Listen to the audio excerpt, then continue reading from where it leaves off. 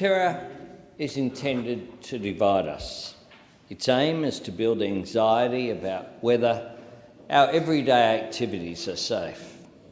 Terror is supposed to remind us that it is not, that we should fear our neighbours because they aren't what they seem, or perhaps because they don't look like us. It seeks to tear us down at the very moment that we need to build each other up. But time and again, through the worst of humanity, the best still shines through. A gentle reminder that division will get us nowhere. This is true of Sisto Malaspina, who made a life out of building community in his corner of Melbourne, the iconic Pellegrini's on Bourke Street, a place I visited many times over the years, often an escape from meetings held in Melbourne at State Parliament or the Commonwealth Parliamentary Offices, or with members of the business community. From time to time, out the back with Sisto's great friend, Lindsay Fox. Great coffee, as has been said, but even better service.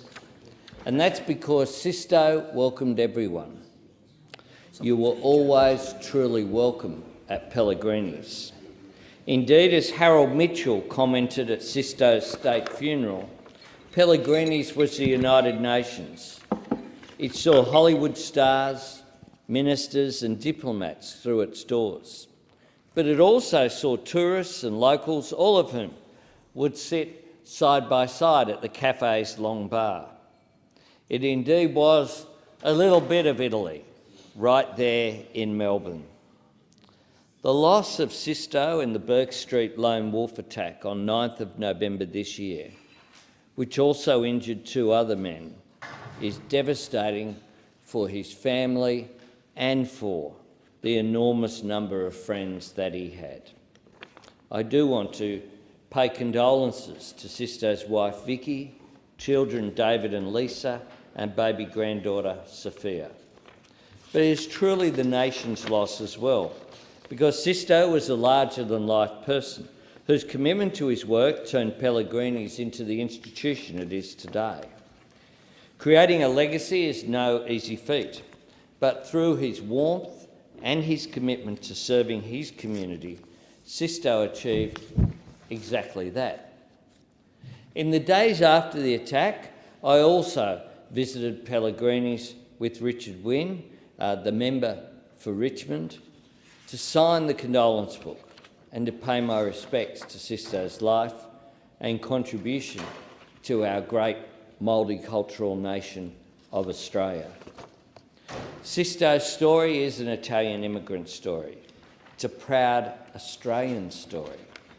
Born in a small town in the Marche region of Italy in 1944, he moved to Australia in the 1960s.